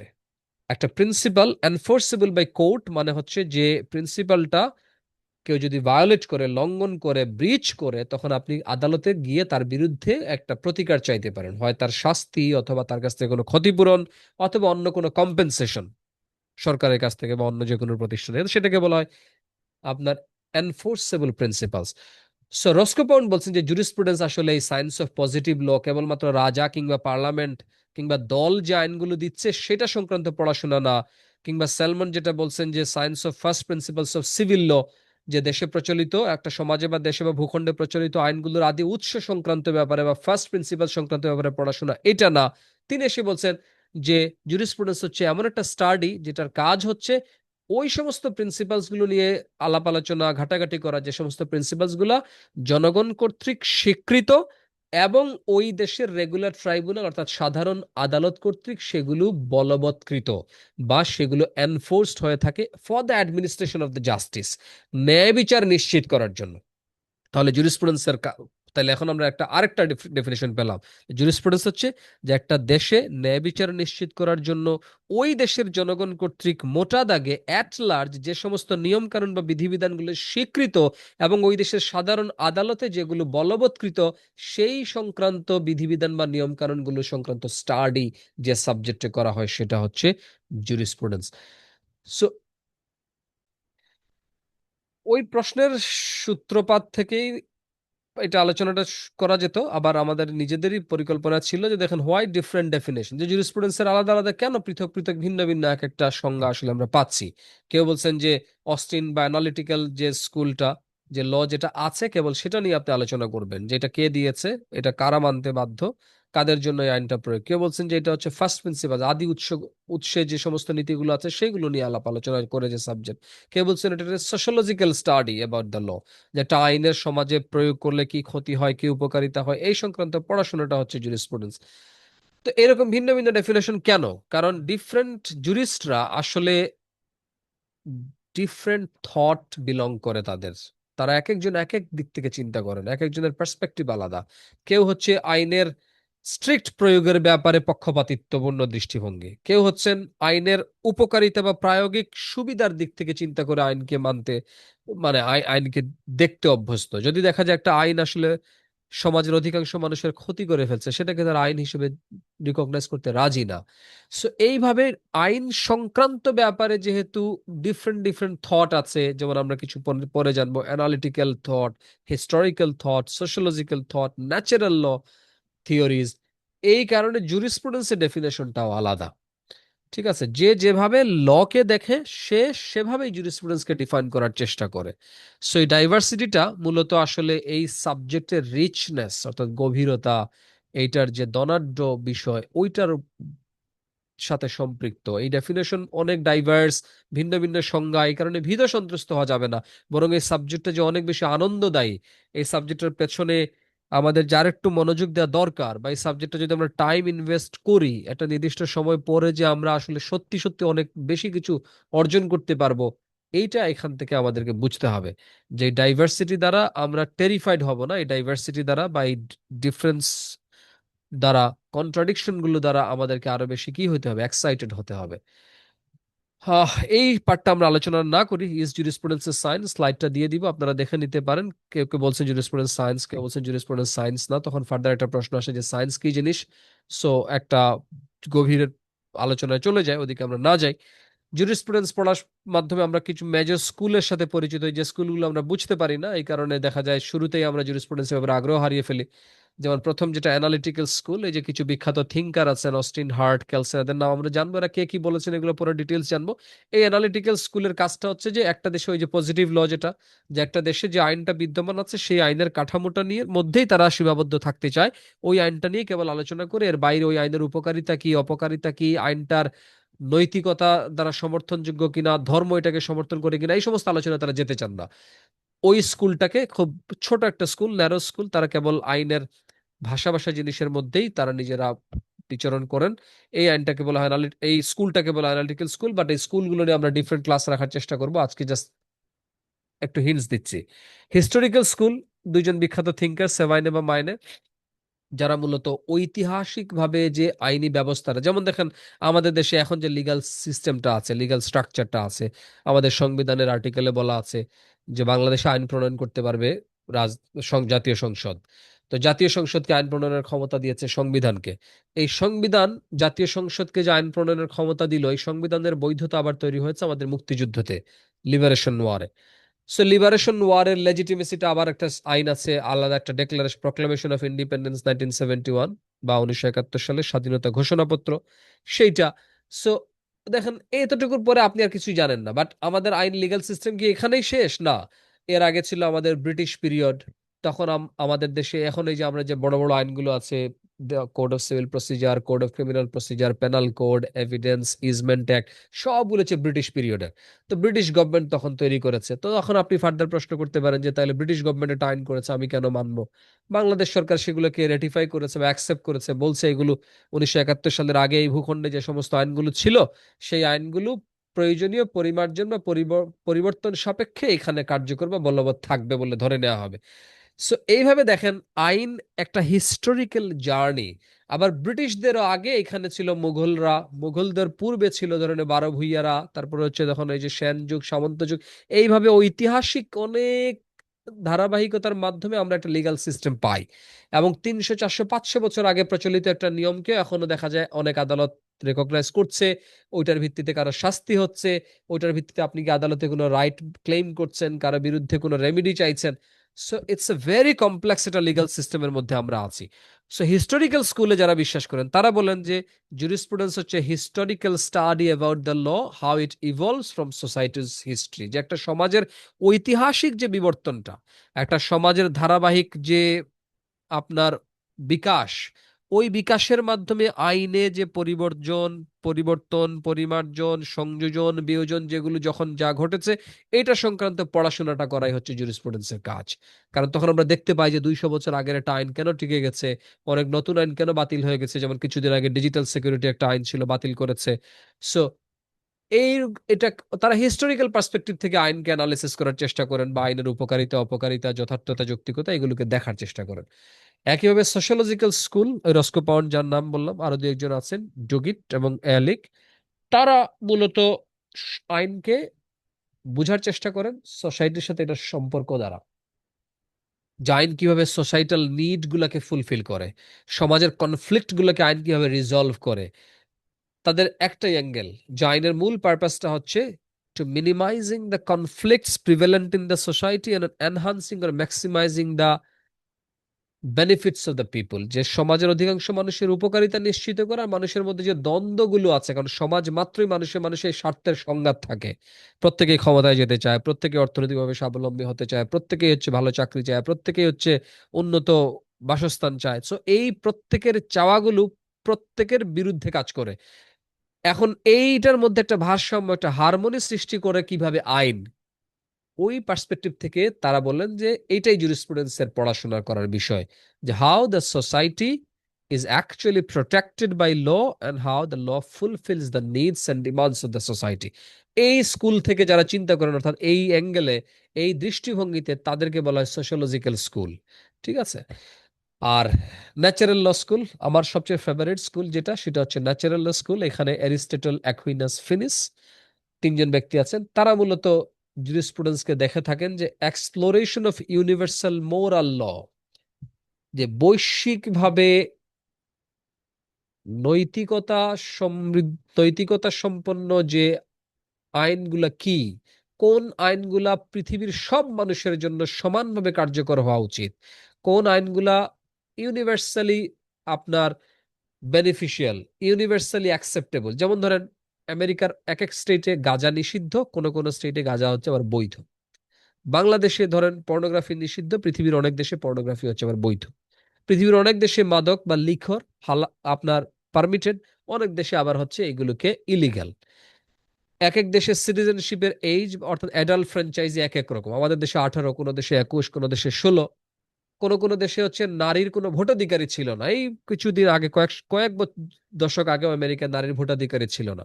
সো ম্যাক্সিমাম ক্ষেত্রে লিগাল সিস্টেম দেখা যায় সাবজেক্টিভ, পার্টিকুলার, এক এক দেশের আইনি ব্যবস্থার এক এক রকম। বাট ন্যাচারাল ল স্কুল জুরিসপ্রুডেন্সে যারা বিশ্বাস করেন, তারা বলেন যে আইন হতে হবে ইউনিভার্সালি অ্যাকসেপ্টেবল এবং morally same all over the world, সারা পৃথিবীতে এটা হতে হবে সেম। এটা মূলত যারা ধর্মীয় দৃষ্টিকোণ থেকে আইনকে দেখার চেষ্টা করেন, তাদের বক্তব্যটা হচ্ছে এটা।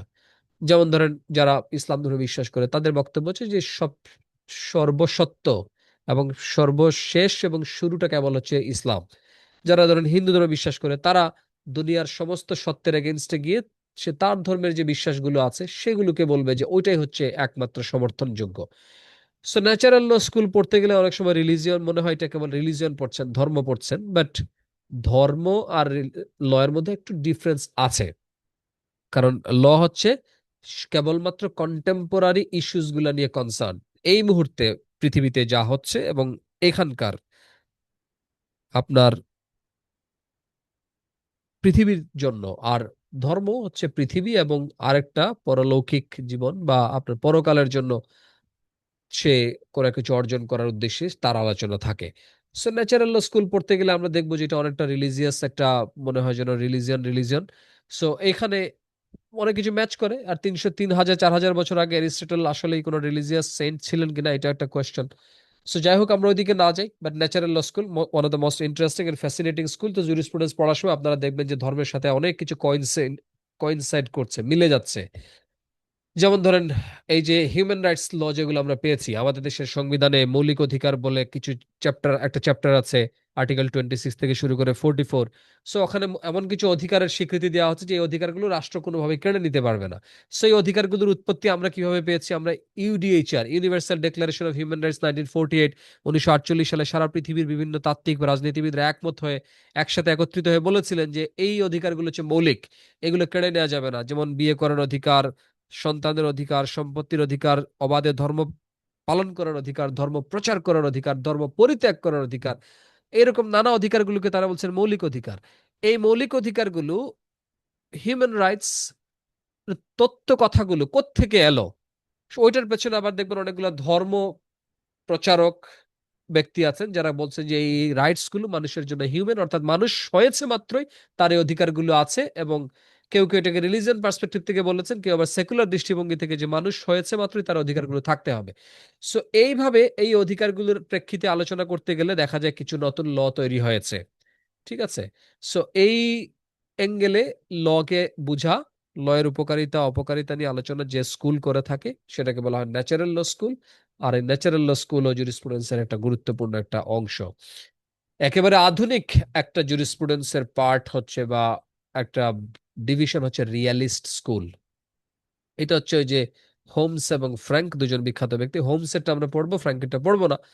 তো তারা এসে বলছেন রিয়েলিস্ট স্কুল যেটা, তারা কি বলছেন? তারা বলছেন যে আরে ভাই, আপনার ধর্ম কি বলে, আপনার এথিক্স কি বলে, আপনার সোশ্যাল রিগার্ডটা কোন আইনের পক্ষে আছে, অথবা ধরেন রাজা কিংবা রাষ্ট্রের রাজনৈতিকভাবে উচ্চ ক্ষমতা সম্পন্ন কর্তৃপক্ষ কি নির্দেশ দিচ্ছে, কোনো কিছুই ম্যাটার করে না যদি না দিনের শেষে এইগুলো আদালতে বা ট্রাইব্যুনালে এগুলো অ্যাপ্লাই করা হয়।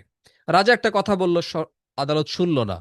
ধর্ম দৃষ্টিকোণ থেকে আপনি একটা কথা বললেন, এথিক্যাল একটা কথা বললেন যে এইটা ভালো, এটা উপকারী, এটা আদালত মানলো না, তাহলে তো আপনার এইটার কোনো লাভ হলো না। তো তারা বলেন যে তাহলে রিয়েলিস্ট স্কুল হচ্ছে যে ওই স্টাডি, আইন সংক্রান্ত ওই পড়াশোনা যে আইনগুলোকে একটা দেশের আদালত এবং অফিসিয়াল সরকারি কর্মকর্তারা, দাপ্তরিক দায়িত্ব পালনকারী ব্যক্তিরা যে আইনগুলোকে কি করে, অ্যাপ্লাই করে, প্রয়োগ করে, অর্থাৎ রেকগনাইজ করলেই তো অ্যাপ্লাই করবে, তাই না?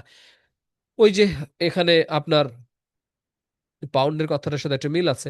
সো এই সেন্সে আরেকটা জুরিসপ্রুডেন্সের ব্রাঞ্চ তৈরি হয়েছে যে রিয়েলিস্ট স্কুল, যে যেটার পারপাসটা হচ্ছে যে কোন আইনগুলোকে একটা কোর্ট অ্যাপ্লাই করে, কখন করে, কেন করে না, কোর্ট যদি একটা আইনকে অ্যাপ্লাই না করে তাহলে সেটা কনসিকোয়েন্স কি হবে, কিংবা সমাজের মানুষের কোন প্রেক্ষিতে সমাজের মানুষের চাহিদার সাথে কোর্টগুলোকে অ্যালাইন করতে হয়, কখন কোর্ট সবার চাহিদার এগেনস্টে যেতে পারবে, এই জিনিসপত্র নিয়ে যে তাদের পড়াশোনা, তাদের স্টাডি বা তাদের অ্যানালিসিস গুলা। সো এই মোটা থেকে মোটামুটি আমরা কয়েকটা স্কুল পেলাম। এর বাইরেও আরো অনেকগুলো স্কুল আছে। লিঙ্গুইস্টিক্স নতুন একটা স্কুল তৈরি হয়েছে, যে জুরিসপ্রুডেন্স, আইন বুঝতে হবে ভাষা দিয়ে। এটা আপনার নোয়াম চমস্কির নাম শুনেছেন হয়তো, আমেরিকার একজন বিখ্যাত চিন্তক। আরো অনেকে আছেন নতুন। এখনকার আধুনিক জুরিসপ্রুডেন্সের বইগুলো পড়লে দেখবেন যে সেখানে ল্যাঙ্গুয়েজ, অর্থাৎ ভাষাতাত্ত্বিক, ভাষাতত্ত্বের দিক থেকে আইন বুঝা, ভাষাগতভাবে ভাষা কিভাবে আইনকে প্রভাবিত করে, এবং আইন আসলে কিভাবে একটা ভাষার উপজাত, এই সংক্রান্ত একটা নতুন থিওরি তৈরি হয়েছে। ওইটা আরো অনেক জটিল, ওইটাতে আমরা না যাই। মূলত একজন বিখ্যাত লর্ড ডেনিং এর নাম আপনারা শুনেছেন। লর্ড ডেনিংও এই কথাটাই বলছেন যে আপনি কেউ যদি আইন শিখতে চায় তাহলে তাকে ভাষা জানতে হবে। কারণ তিনি একটা চমৎকার উদাহরণ দিয়েছেন যে একজন পিয়ানিস্ট পিয়ানো বাজানোর জন্য প্রতিদিন যেভাবে প্র্যাকটিস করে, একজন লয়ারের প্রত্যেক দিন এরকম ল্যাঙ্গুয়েজ শেখা উচিত, প্রত্যেক দিন। সে যদি ল্যাঙ্গুয়েজ শিখে তাহলে সে আইন শিখে ফেলবে। সো ওইটার সাথে আসলে মূলত এই লিঙ্গুইস্টিক জুরিসপ্রুডেন্সের মিল আছে। ওইটা আমিও ওই ওই জগতের একেবারেই মাত্র নবীন ছাত্র, এই কারণে ওইদিকে আলোচনা না যাই। এখন একজন প্রশ্ন করেছিলেন আমাদের দেশে যে কিভাবে বাংলাদেশের জুরিসপ্রুডেন্স আসলে ব্যবহার হয়, বা আমরা এটার আদৌ প্রায়োগিক কোনো প্রয়োগ দেখতে পাই কিনা। এই স্লাইড থেকেই মূলত এই আলোচনাটা শুরু হচ্ছে যে বাংলাদেশি কনটেক্সটে কিভাবে জুরিসপ্রুডেন্সটার ব্যবহার হয়। দেখেন, জুরিসপ্রুডেন্স কোনো অ্যাবস্ট্রাক্ট এক্সারসাইজ না, অর্থাৎ কোনো বিমূর্ত একটা চর্চা না যে এটা একেবারে হাওয়ায় কথাবার্তা, বায়বীয় কথাবার্তা, যেটার আসলে কোনো ধরনের প্রায়োগিক সংশ্লেষ নেই, এটা সত্য না। এই মিসক্যালকুলেশন বা মিসআন্ডারস্ট্যান্ডিং এর কারণে মূলত আমরা জুরিসপ্রুডেন্সটা পড়তে পারি না, বুঝতে পারি না। আমরা মনে করি যে ধর এগুলো সব তাত্ত্বিক কথাবার্তা, দার্শনিকদের চিন্তা ভাবনা, যেগুলো হচ্ছে মাথার উপর দিয়ে যায়, এগুলোর আসলে কোনো ধরনের আদালতে, পার্লামেন্টে, রাজনীতিতে, সমাজে এগুলোর কোনো ধরনের প্রাসঙ্গিকতা নাই, অনেকে এরকম চিন্তা করে। সো দেখেন, বলছে যে jurisprudence is not merely academic, এটা কেবলমাত্র একাডেমিক কোনো ডিসকাশন না, এটা ডিরেক্ট ইমপ্লিকেশন আছে। যেমন আপনি যখন সংবিধান আলোচনা করতে যাবেন, যেমন এই মুহূর্তে বাংলাদেশের সংবিধান নিয়ে সংকট আছে, তাই না? যে সংবিধানটাকে আমরা 72 সালের সংবিধানে ফিরে যাব কি না, অথবা ফিরে গেলে কতটুকুতে ফিরে যাব, হুবহু আক্ষরিক অর্থে ফিরে যাব নাকি 72 সালের সংবিধানের যে সমস্ত জিনিসগুলো বাংলাদেশের রাজনীতিতে বিভিন্ন সময় সমস্যা সৃষ্টি করেছে সেগুলোকে সংশোধন সাপেক্ষে যাব। কেয়ারটেকার গভর্নমেন্টের রূপটা কি রকম হবে, একজন জাস্টিস কি কেয়ারটেকার গভর্নমেন্টের প্রধান হওয়া উচিত কিনা, তাতে বিচার বিভাগের স্বাধীনতা কতটুকু ক্ষতিগ্রস্ত হয়।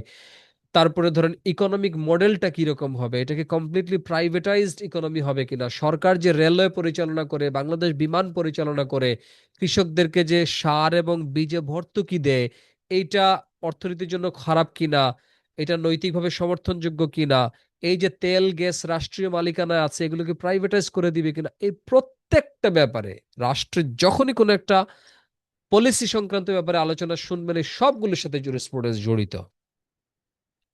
একইভাবে একটা আইনের ব্যাখ্যা করার ক্ষেত্রেও, এই যে ধরেন একজন নাবালক আমাদের সম্প্রতি একটা আইন হয়েছে শিশু আইন, যেখানে ধরেন 16 বছরের নিচের কোনো শিশুকে আপনি কারাদণ্ড দিতে পারেন না, সেফ হোমে দিতে পারেন। সে যদি 10 জনকে গ্যাংরেপ করে, মার্ডার করে, তারপর আপনি সরাসরি তাকে কারাদণ্ড দেওয়া যায় না, তাকে টিপিক্যাল প্রসিজারে তার বিচার আচার করা যায় না। এইটা নিয়ে আপনি যখন চিন্তা ভাবনা করতে যাবেন, কোন একটা আইনে দেখবেন আদালতে যখনই আইনের কোন একটা প্রয়োগ করতে যাচ্ছেন, বিভিন্ন সময় দেখা যায় আইন পড়ে স্পষ্ট না যে নিয়মটা আসলে কি, দুই পক্ষই দুই দিকে আইনটাকে ব্যাখ্যা করছে। তখন একজন বিচারক এই আইনটার সমাধান করার জন্য কিসের উপর শরণাপন্ন হবেন, কোন জায়গা থেকে তিনি জ্ঞান আহরণ করে বলবেন যে আইনের বিধানটা আসলে কি। যেমন আপনাদেরকে একটা মজার উদাহরণ দেই, ইন্টারপ্রিটেশন অফ স্ট্যাটিউটস একটা সাবজেক্টই আছে আমাদের, বাট তারপরও আজকের ক্লাসের প্রসঙ্গে যতটুকু দরকার বলি। ইংল্যান্ডে একবার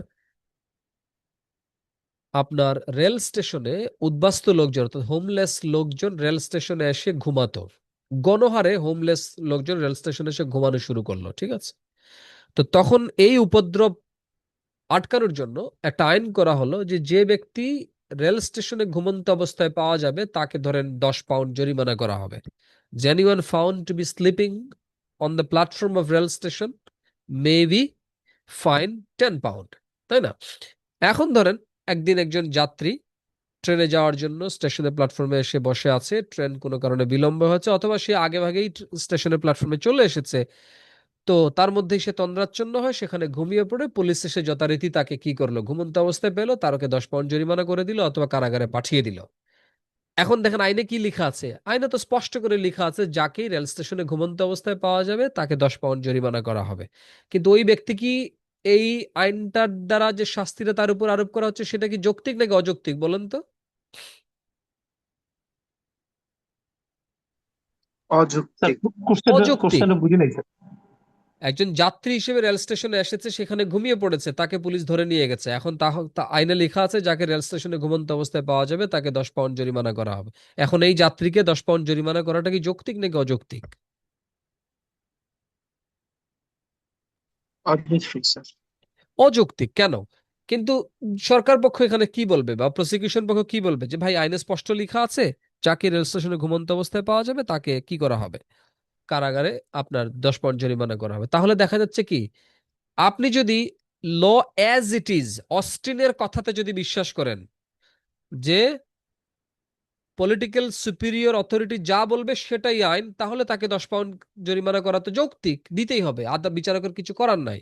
বাট যিনি ন্যাচারাল ল স্কুল থেকে চিন্তা করবে, মিউট করেন একটু, যিনি ন্যাচারাল ল স্কুল থেকে চিন্তা করবে সে বলবে যে একজন যাত্রী তন্দ্রাচ্ছন্ন হয়ে পড়েছে, তন্দ্রাচ্ছন্ন হওয়ার উপর তার নিজের নিয়ন্ত্রণ থাকে না, রাত্রিকালীন যাত্রার সময় তাকে সাথে তন্দ্রাচ্ছন্ন হয়ে ঘুমিয়ে পড়াটাই স্বাভাবিক, তাকে এই শাস্তিটা দেওয়া উচিত হবে না। তখন বিচারক কি করবে, তখন বিচারক এই দুই পক্ষের পরস্পর বিরোধী কথা থেকে বিচারককে একটা নতুন সিদ্ধান্ত নিতে হবে যে এইখানে আইনটা করা হয়েছিল রেল স্টেশনে উদ্বাস্তু গৃহহীন মানুষের অহেতুক উপদ্রব প্রতিহত করার জন্য। সাধারণ যাত্রী যারা নিয়মিত যাত্রাপথে ঘুমিয়ে পড়ে তাদেরকে শাস্তি দেওয়া এই আইনটার উদ্দেশ্য ছিল না। সুতরাং তারা এই ধারাটা এই যাত্রীর ক্ষেত্রে প্রয়োগযোগ্য নয়। তিনি তখন কি করবেন? তিনি তখন বলবেন, this section is enacted with an intention to prevent the homeless person who, যারা কি করে, যারা who disturbs the regular operation of the rail station, তাদেরকে প্রতিহত করার জন্য আইনটা করা হয়েছে। সো এই যে আইনটার লেজিসলেটিভ ইন্টেনশনটা কি, আইন করার পেছনের অভিপ্রায়টা কি ছিল সংসদ সদস্যদের, সেইটা বিবেচনায় নিয়ে তখন তিনি কি করছেন, একটা আইনের প্রয়োগ করছেন এবং বলছেন এই যাত্রীকে খালাস, নির্দোষ হিসেবে আমি কি করে দিব, করে। এই যে চিন্তা ভাবনাটা যে একটা আইন প্রয়োগ করতে গেলে দেখতে হবে আইনটার অভিপ্রায় কি ছিল, আইনটাকে ব্লাইন্ডলি প্রয়োগ করা যাবে না। ব্লাইন্ডলি প্রয়োগ করতে গেলে একটা কি হতে পারে, অবিচার হতে পারে, অনেক নিরপরাধ নির্দোষ মানুষও কি হয়ে যেতে পারে, শাস্তির শিকার হয়ে যেতে পারে। এই আলোচনাগুলো কি আইনের মধ্যে লেখা থাকে, নাকি এই বোধগুলো তৈরি হবে কিভাবে, বা এই লয়ারদের আর্গুমেন্ট গুলো কোত্থেকে তৈরি হবে? যখন আপনি Yes, sir. জুরিসপ্রুডেন্সটা পড়বেন। কারণ আপনি জুরিসপ্রুডেন্স পড়ার মাধ্যমে আপনি আইনকে কোয়েশ্চেন করা শিখবেন। আপনি আইনটার উদ্দেশ্য কি ছিল, এই আইনটার দ্বারা কি কি হতে পারে, একটা আইন করা হলে সেটা যে একেবারে স্বতঃসিদ্ধ সুন্দর হয়ে যাবে সেটা না, বরং এটা নতুন কিছু সমস্যা সৃষ্টি করতে পারে। তখন ওই যে আইনের সাথে সোসাইটির রিলেশনটা কি, কোন সোশ্যাল ডিসহারমোনিটা বা সোশ্যাল হার্মটাকে রিমুভ করার জন্য আইন করা হয়েছে, সেটাকে আইডেন্টিফাই করতে হবে আগে। এই চিন্তা ভাবনাগুলো তখনই তৈরি হয় বা এই আলাপ আলোচনাগুলো তখনই করা যায় যখন you see the law through the lens of jurisprudence. এবার বুঝতে পেরেছেন বাংলাদেশের আদালতে জুরিসপ্রুডেন্স কিভাবে ব্যবহার হয়? Yes, sir. দেখেন, আমাদের দেশের লিগাল হেরিটেজটা কিন্তু মিক্সড। আমরা কিছু পেয়েছি ব্রিটিশদের রেখে যাওয়া আইন, কিছু হচ্ছে ইসলামিক ল, যেমন আমাদের বিয়ে, ইনহেরিটেন্স, উত্তরাধিকার বন্টন, এগুলো আবার ইসলামিক ল বা পার্সোনাল ম্যাটার যেগুলো, আবার কিছু কিছু ক্ষেত্রে হিন্দু ল।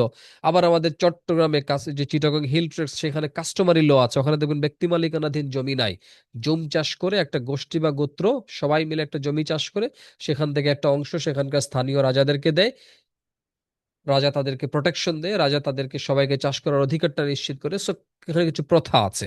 আমাদের গারো, সাঁওতাল, নৃতাত্ত্বিক জনগোষ্ঠী, খাসিয়া, চাকমা, মণিপুরী, মারমা, ম্রোং, এদের মধ্যে দেখবেন কিছু প্রথা আছে। এখন আপনি যদি বাংলাদেশের যে অধিকাংশ বড় জনগোষ্ঠীর আইনগুলোকে যদি তাদের ওখানে প্রয়োগ করতে যান, তাদের সংস্কৃতি কিভাবে আঘাতপ্রাপ্ত হবে, তারা কিভাবে এফেক্টেড হবে, তাদের পার্সোনাল রাইটস কিভাবে ভায়োলেটেড হবে, এই জিনিসগুলো আপনি বুঝবেন কিভাবে? সো কাস্টমারি ল বাংলাদেশে প্রোটেক্টেড, তাই না? আবার আমাদের কনস্টিটিউশনাল সুপ্রিমেসি বলা হচ্ছে যে সকল আইন হচ্ছে সংবিধানের সাথে সামঞ্জস্যপূর্ণ হতে হবে, সংবিধানের সাথে সামঞ্জস্যহীন যে কোনো আইন যেই করুক, সরকার করুক আর সরকারের কোন একটা অধিদপ্তর করুক, সেগুলো বাতিল। তাহলে এই যে দেখেন একটা মিক্সড লিগাল হেরিটেজ, যে কিছু আইন আমরা পেয়েছি ব্রিটিশদের কাছ থেকে ইনহেরিট করেছি, কিছু পেয়েছি আমরা স্ব ধর্মীয় যে বিশ্বাস বা আপনার বিলিফ থেকে, কিছু হচ্ছে আমাদের আলাদা আলাদা নৃতাত্ত্বিক বা সাংস্কৃতিক নিয়ম কানুন থেকে, কিছু হচ্ছে আবার আমাদের রাজনৈতিক ঐকমত্য থেকে, পলিটিক্যাল কনসেনসাস থেকে, যেমন কনস্টিটিউশন। সো এইরকম একটা আইনের বিভিন্ন ডাইভার্স অরিজিন বা সোর্স যখন থাকে, তখন এগুলোর মধ্যে সামঞ্জস্য করে কখন কোনটাকে বাস্তবায়ন করা হবে, কোনটাকে প্রায়োরিটি দেওয়া হবে, এই বিষয়গুলো আদালতে অনেক সময় দেখা যায় একটা কেওটিক সিচুয়েশন তৈরি করে। তখন এগুলোর সমাধান দেয় মূলত জুরিসপ্রুডেন্স। যেমন বিখ্যাত কিছু মামলা আপনারা পড়বেন যখন আইনের আরো অগ্রসর হবেন, এই যে secretary ministry of finance versus Masdar Hossain, Blast versus Bangladesh, Ashok versus Bangladesh, যেখানে দেখবেন যে গতানুগতিক কোনো আইন বা সরকারের লিপিবদ্ধ কোনো আইনের ভিত্তিতে আদালত কোনো সিদ্ধান্ত দেয় নাই, বরং ওই সমস্ত মামলাগুলোতে বিখ্যাত বিভিন্ন পণ্ডিত আইনজীবীরা ধর্ম থেকে অনেক কথাবার্তা বলেছেন, সোশ্যোলজি থেকে কথাবার্তা বলেছেন, পলিটিক্যাল সায়েন্স থেকে কথাবার্তা বলেছেন, ফিলসফি থেকে কথাবার্তা বলেছেন, এবং সেগুলোর ভিত্তিতে আদালত নতুন নতুন সিদ্ধান্ত দিয়েছে যেগুলো নজিরবিহীন ছিল, আনপ্রেসিডেন্টেড ছিল। মেইনলি কনস্টিটিউশনাল কোর্ট যেগুলো, অর্থাৎ সুপ্রিম কোর্টের বা হাইকোর্টে এই সমস্ত কোর্টে বিচার আচার করতে গেলে আপনি কেবলমাত্র স্ট্যাটিউট বা লিপিবদ্ধ আইন বা লিখিত আইন জানলে দাঁড়ায় কথাই বলতে পারবেন না। এই সমস্ত আইন আদালতগুলোতে মূলত অধিকাংশ বিচার আচার চলে হচ্ছে জুরিসপ্রুডেন্সের ভিত্তিতে। যে যত ভালো জুরিসপ্রুডেন্সিয়াল আর্গুমেন্ট এস্টাবলিশ করতে পারে বা প্লেস করতে পারে, সেই মামলাটাতে জিতে আসতে পারে তত ভালো। এবং আপনি যদি সুপ্রিম কোর্টে প্র্যাকটিস করতে চান, তাহলে jurisprudence is not your option, it is an essential study.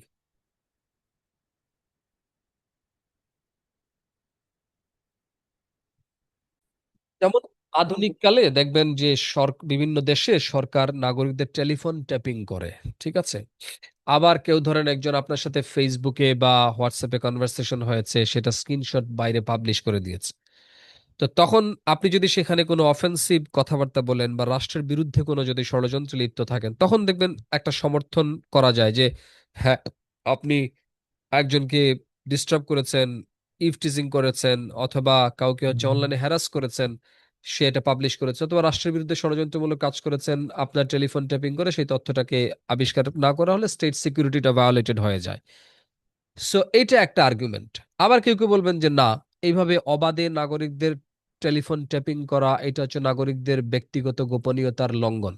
আবার কেউ কেউ বলবে যে যতই আপনাকে সে অনলাইনে হ্যারাস করুক না কেন, আপনি সেটার সমাধান অন্যভাবে চাইবেন, অথবা আদালতে যাবেন, পাবলিকলি তাকে ডিফেম করে তার স্ক্রিনশট পার্সোনাল কনভারসেশন গুলো আপনি ফেসবুকে দিতে পারেন না, কারণ এটা হলে নাগরিকদের কমিউনিকেশন বা করসপন্ডেন্স গুলোর কোনো সিকিউরিটি থাকে না। কেউ কারোর সাথে ফ্রিলি কমিউনিকেট বা কথা বলতে পারে না। এবং পার্সোনাল টেরিটরিটা কোনটা যেটা পাবলিকলি নিয়ে আসতে পারবেন, এটা ফিক্স না। তাহলে দেখেন এই যে প্রশ্নগুলোর সমাধান আপনি কিভাবে করবেন, যে কোনটা প্রাইভেসি, কোনটা সেফটি, কোনটা হচ্ছে ভায়োলেশন অফ প্রাইভেসি, কোনটা হচ্ছে সিকিউরিটি অফ দ্য স্টেট, এগুলো কোনো আইনে স্পেসিফিক্যালি লেখা নাই।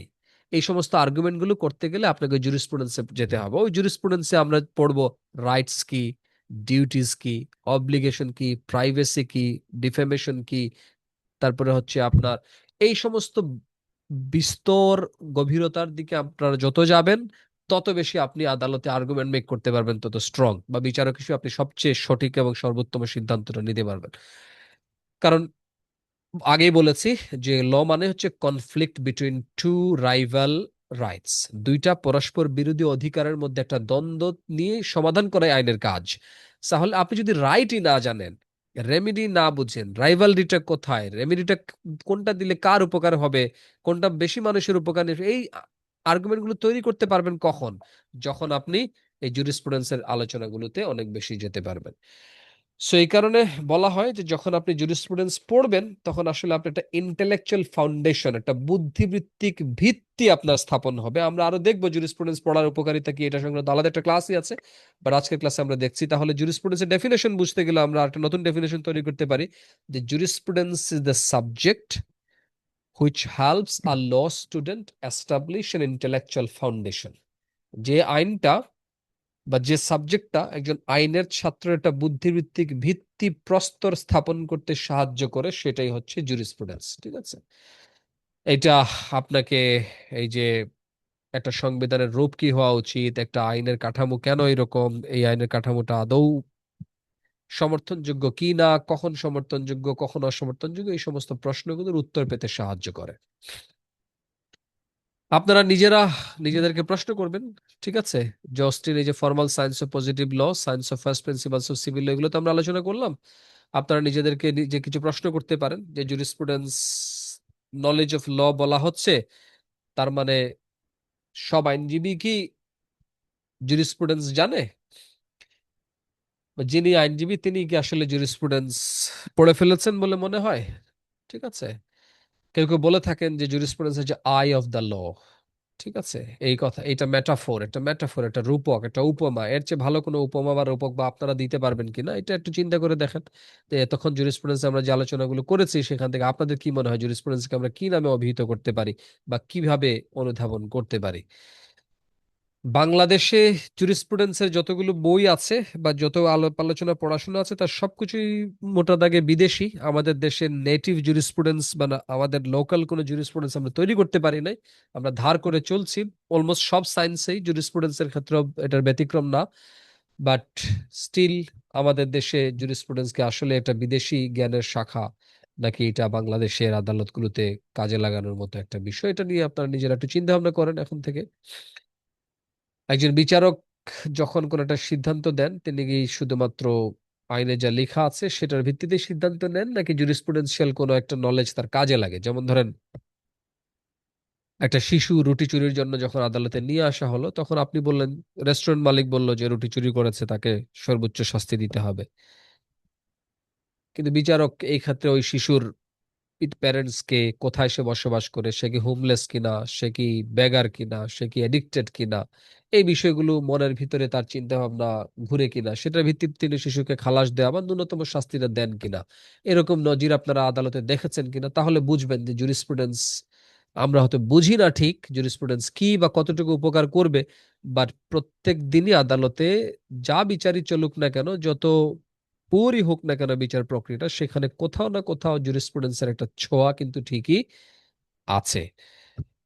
একজন বয়স্ক মহিলাকে খুনের দায়ে যখন নিয়ে আসা হলো, তখন আপনি যখন জামিন চাইছেন যে তার শিশু আছে, দুগ্ধ শিশু আছে, অথবা সে হচ্ছে একজন দুগ্ধবতী মহিলা, সন্তান সম্ভবা বা মাত্র সন্তান ভূমিষ্ঠ হয়েছে, তাকে জামিন দিয়ে দিতে হবে যদিও সে খুন করেছে, তখন কি সাবকনসিয়াসলি একজন লয়ার আসলে জুরিসপ্রুডেন্সিয়াল আর্গুমেন্ট করছে না যে এখানে একটা মার্ডার হয়েছে, দ্যাটস ওকে, বা হয়েছে কি হয় না সেটা পরবর্তীতে বিচার হবে, কিন্তু আপাতত এই মুহূর্তে একজন দুগ্ধ শিশুকে দুধ পান করা থেকে বঞ্চিত করাটা আদালতের জন্য অন্যায় কাজ হবে।